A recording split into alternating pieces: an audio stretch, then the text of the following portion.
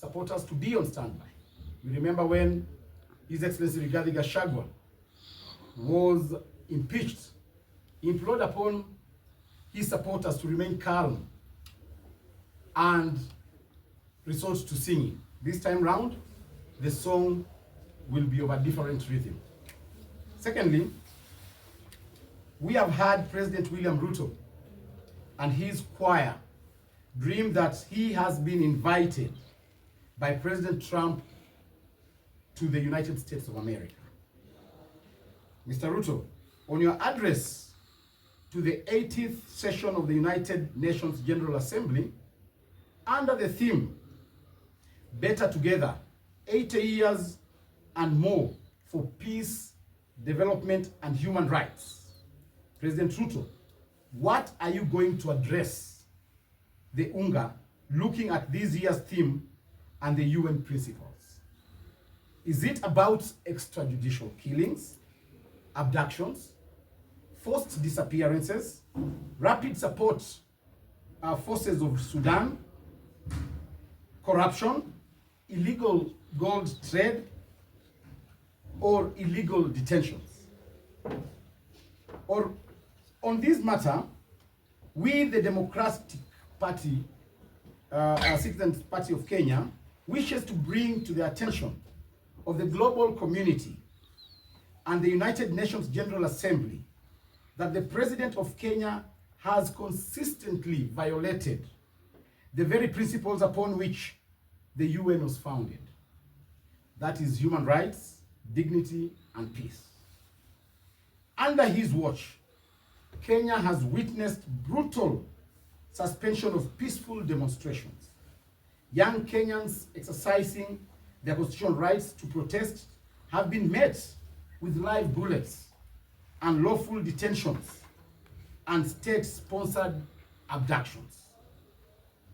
Systematic violation of freedom of expression. Journalists, whistleblowers, and activists continue to be harassed and silenced. Failure to protect human life. Innocent citizens have died at the hands of security forces with no accountability from the Kenyan government. The UN Charter, the Universal Declaration of Human Rights, and the multiple treaties Kenya is a signatory to all demand protection of fundamental freedoms. Yet, the President of Kenya seeks to parade himself as a statesman before the international community, while his regime is guilty of bloodshed at home.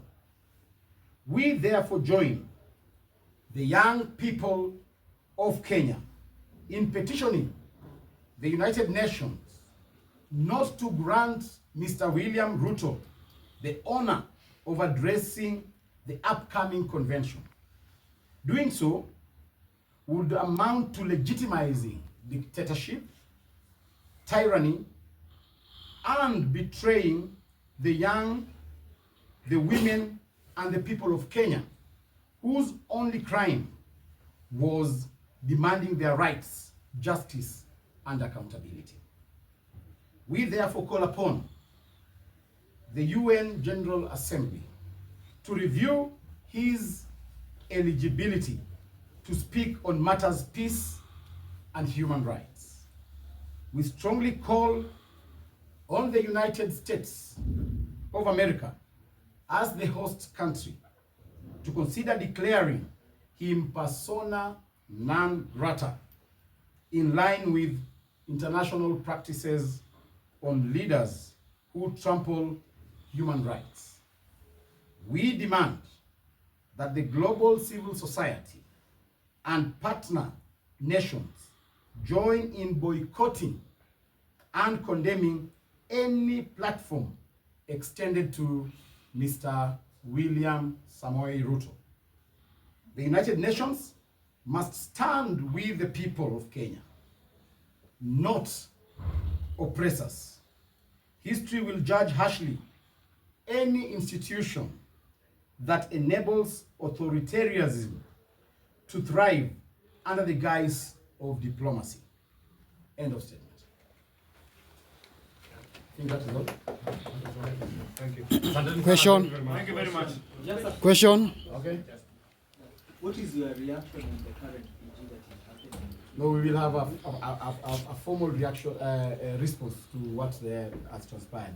So today we are highlighting the coming of a king. Yeah.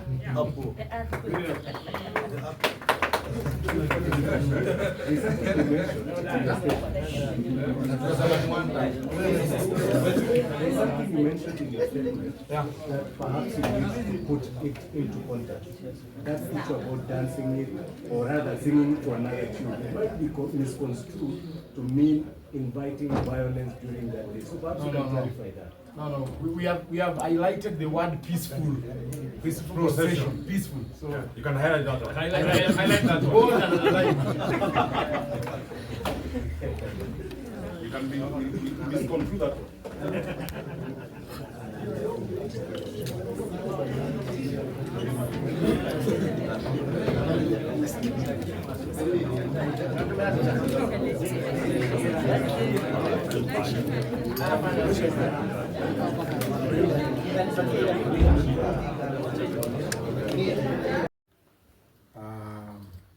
We have leaders from across the country, and we'd like to issue the statement as follows.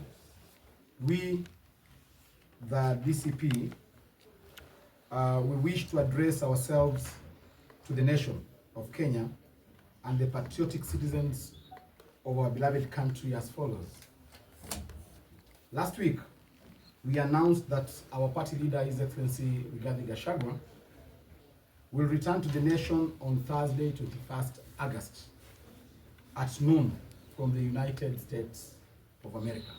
I want to confirm that his return is still as scheduled. Second, we call on the people of Kenya to show up at the Jomo Kenyatta International Airport at 8 a.m. to receive our beloved party leader. We shall have a mother of all peaceful processions upon his arrival. The procession will begin from the Jomo Kenyatta International Airport to the Central Business District, and later address a public rally at the hallowed Kamkunji grounds. The police are hereby notified to provide security, and they should not dare to demonstrate against the people of Kenya. We have done a letter to the Inspector General notifying him of the said activity. We confirm that indeed we will, and as a party and as the people of Kenya, we shall gather at Jomo Kenyatta International Airport starting from 8 a.m. This is to ensure that we plan ourselves adequately. We have people traveling from across the country, all the way from Tesoland, from Luoland, and therefore we want to have good organization and protocol at the airport. So we want to ask all our supporters traveling from across the country to be at Jomo Kenyatta International Airport as from 8 a.m. We are also adequately informed of the mischief and also plans by President William Ruto to have our party leader arrested upon his arrival at Jomo Kenyatta International Airport. We are also informed that William Ruto is planning to divert his plane to either Kisumu or Mombasa International Airports to arrest him from there. We have encouraged our members to also plan to receive him in those respective airports. We want to be very particular and candid on this matter. Take notice that any attempt to arrest Honorable His Excellency Rigathi Gachagua